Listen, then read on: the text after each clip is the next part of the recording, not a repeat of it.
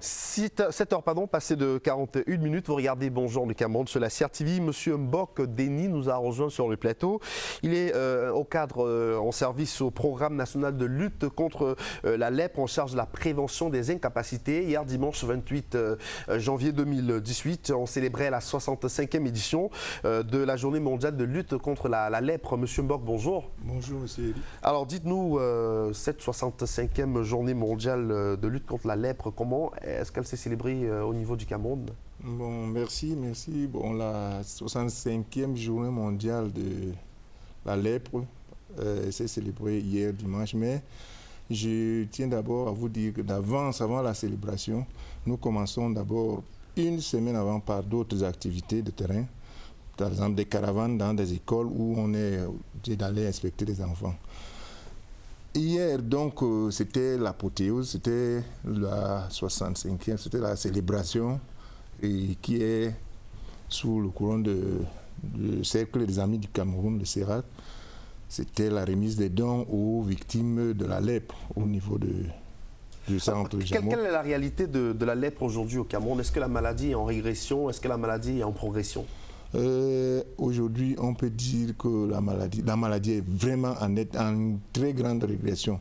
Parce que quand nous comptons dans les années 80, nous sommes passés de 25 000 cas jusqu'à hier en 2016, à la fin de 2016, à 282 cas de nouveaux cas de lèpre.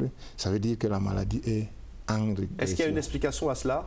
Il y a une explication parce que c'est les activités menées, c'est-à-dire les activités de dépistage massives qui ont été menées sur le terrain et avec les médicaments, la polychimiothérapie qu'on a mis en place qui a pu faire régresser les chiffres de 25 000. Et on se rend compte aussi au niveau du Cameroun qu'il y a un accompagnement qui est fait en ce qui concerne les anciens malades de la lèpre. Une fois guéris, on ne les abandonne pas, on continue à les accompagner. Bien sûr, voilà même ce qui note la présence du CERAC hier au centre Jameau, parce que le CERAC vient accompagner ces gens. Avant, le gouvernement avait d'abord, comme il y avait une léproserie au centre Jameau, là, le gouvernement avait d'abord en 2005, le gouvernement avait d'abord réinséré toutes les familles qui étaient là, 31 familles. On les avait accompagnés avec des moyens pour rentrer chez eux dans leur village. Aujourd'hui, ces gens vivent dans leur village, vivent dans leur communauté. Totalement intégrés dans leur communauté. Ce n'est plus une maladie de la honte, la lèpre. Ce n'est pas une maladie de la honte, ce n'est plus une maladie de la honte. Aujourd'hui, bon, celui que vous voyez même en route là, peut-être avec les mutilations, n'est pas celui dont on doit avoir peur. Celui qui est le prix, c'est vous et moi. Parce que la lèpre aujourd'hui se traite et on guérit de la lèpre sans séquelles. C'est-à-dire le lépreux même aujourd'hui est celui-là qui vit dans sa communauté. La stratégie a fait en sorte qu'on a annulé tous ces camps de concentration qu'on appelait des léproseries, parce que ça, c'était l'élément stigmatisant de ces gens. Monsieur Mbok, vous restez avec nous sur le plateau. On va aller du côté de Ayos, découvrir un village de lépreux. Donc, c'est un reportage de Ginette Dorbonelou avec Rufin Kacham, le village des lépreux d'Ayos.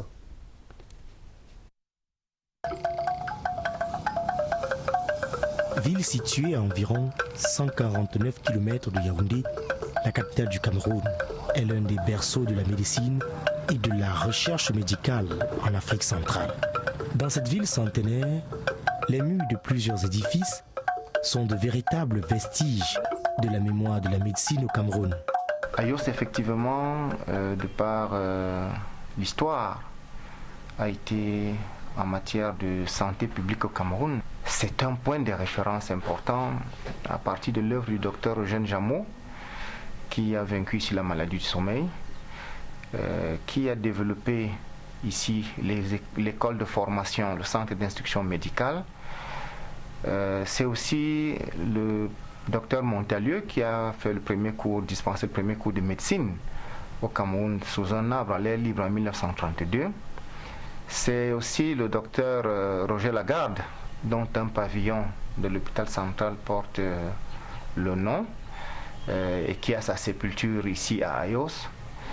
Donc Ayos, c'est l'œuvre du docteur Eugène Jameau, c'est ce qu'il a formé les grandes figures du Cameroun.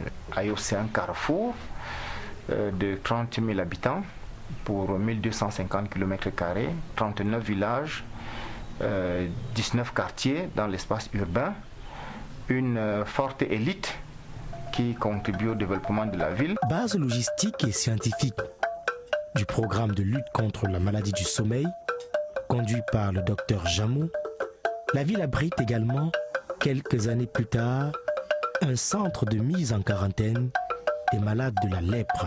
Je suis pratiquement ici depuis 68. Je suis arrivé ici 68 le 8 mars. Je suis issu des parents lépreux, né à la léproserie d'Ayos. Pour la petite histoire, cette léproserie était d'abord autant de Jameau tenus par, je vais dire, les colons.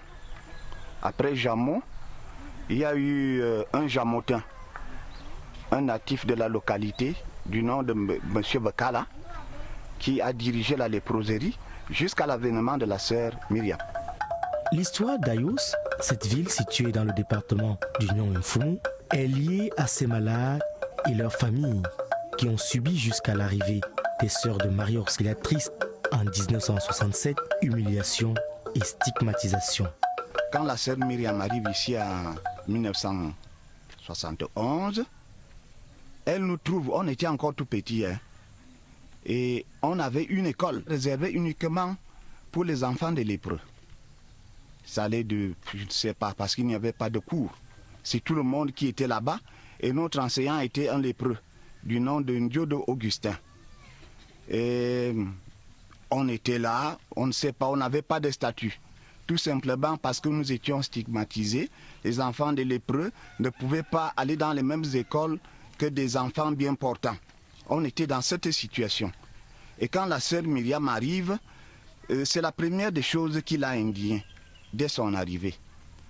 La première action qu'elle a posée en 1972, c'est de fermer cette école et de nous amener tous à l'école Saint-Martin d'Ayos. Là-bas, il a fallu qu'on combatte très fort parce qu'on nous disait toujours voilà les enfants de la léproserie.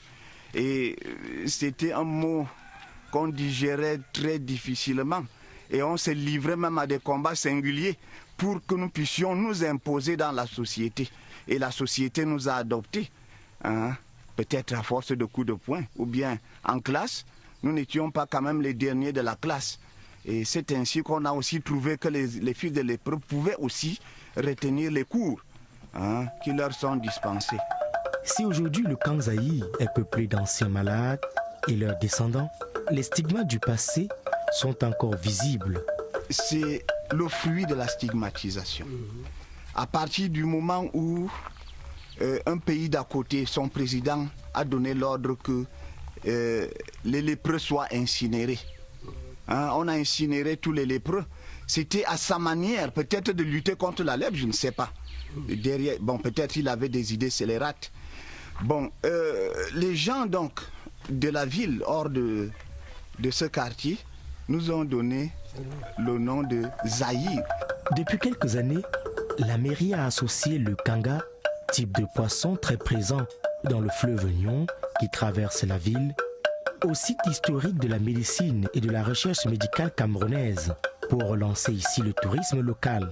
Nous avons dans le Nyon une espèce halieutique qu'on appelle le kanga. Et nous pensons que quand on parle d'Ayos, en tant que ville carrefour, toutes les personnes, tous les voyageurs qui vont dans la région septentrionale, dans la région de l'Est, s'arrêtent ici, font un stop ici pour manger du bon kanga. Nous sommes un carrefour. Les gens venaient de Doumé, dans la région de l'Est.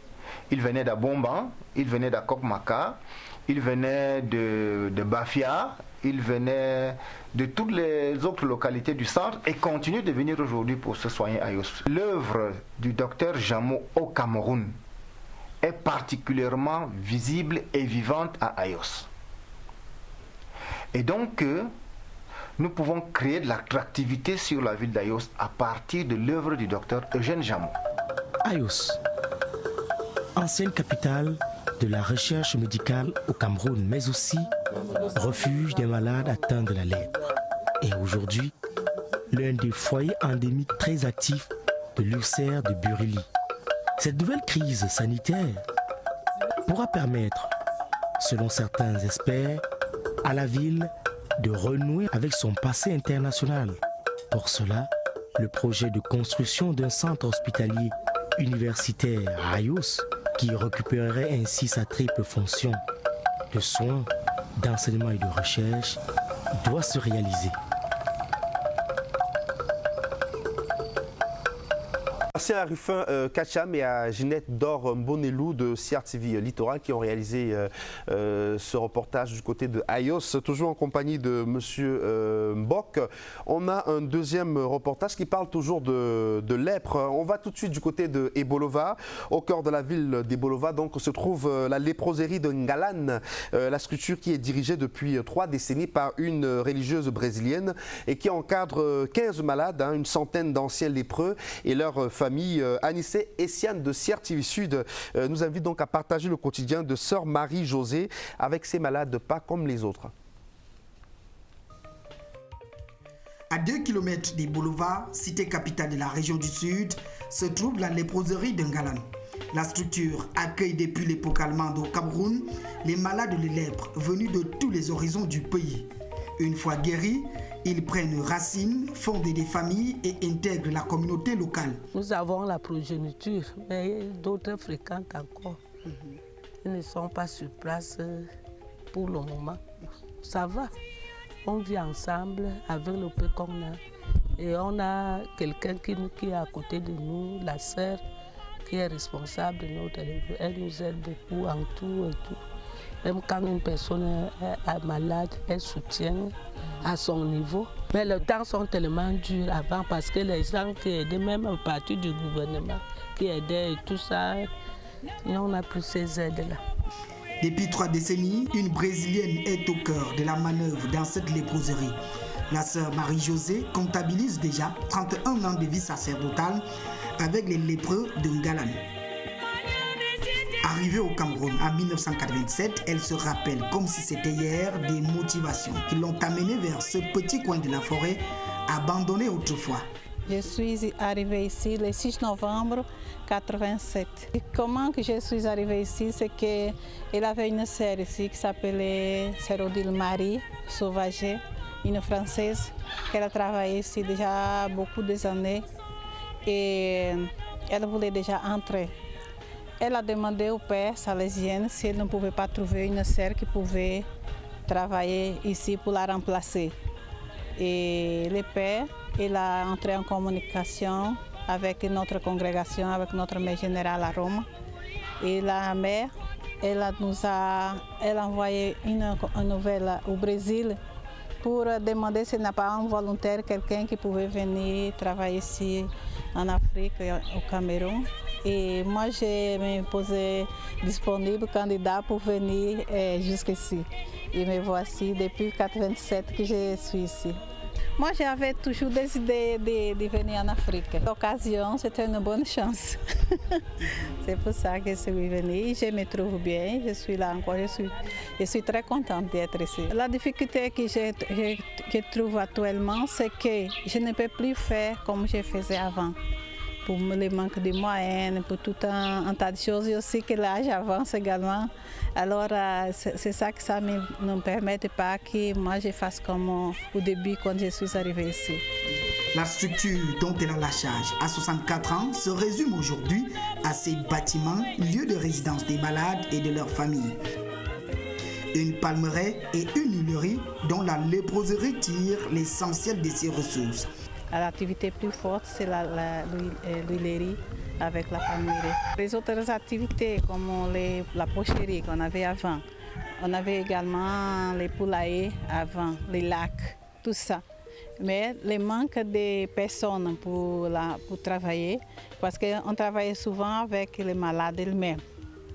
Mais les malades eux-mêmes maintenant, chacun est déjà bien amorti, comme je viens de dire tout de suite là, qu'on ne peut plus rien faire, compter sur lui comme main-d'œuvre. Il y a également une infirmerie, un sanctuaire des malades passifs et actifs, leurs enfants et des petits-enfants. Des cas sociaux dont la sœur assure au quotidien le suivi des blessures et la ration alimentaire. Il faut faire le tour tous les matins, aider ceux qui sont seuls, qui vont mal, reconforter ceux qui ont du vague à l'âme. Je suis arrivé ici en 81, revenant alors d'Indel. Avant d'arriver ici, j'étais enseignant depuis 50. La maladie m'a mis directement à la retraite. Et on m'a dit de venir me faire soigner ici. Je l'ai trouvé ici comme une bienfaitrice. Elle m'aide, elle me soigne quand je suis malade. Elle me donne le manger. Si j'ai besoin de quelques francs, elle me donne. Je veux lui dire de me supporter jusqu'à ma mort. Parce qu'elle est mon support. De supporter tous les autres malades que nous restons actuellement. Si ce n'était pas elle, peut-être, si avec les moyens qu'elle a demandé de gauche à droite pour aider à nos enfants à fréquenter. Nous aussi, on a des enfants comme tout le monde maintenant qui ont eu des diplômes. Parce qu'on avait pas assez d'argent pour payer l'école à nos enfants. Mais elle a fait tout, demander les aides à gauche à droite pour pousser nos enfants à l'école. Parce que les mots me manquent même. L'âme entendue, les locataires de la léproserie de Ngalan appellent les âmes de bonne volonté à plus de solidarité. Nous prions Dieu de ne pas nous enlever la sœur, qu'elle continue de nous supporter. À vous autres, donnez-lui la force et les moyens afin qu'elle puisse nous les distribuer comme elle en a l'habitude. Je demande aux autorités de donner aussi du travail aux enfants des lépreux. La sœur a pu trouver les moyens nécessaires pour qu'ils partent à l'école. Mon fils aîné a fait le concours de l'armée marine, mais vu mon état, je n'ai pas pu trouver la somme demandée pour sa formation. Prenez pitié et donnez du travail à nos enfants. En Afrique, qui dit merci en redemande encore. Et ça, la sœur Marie-Jo, comme on l'appelle affectueusement ici, l'a compris.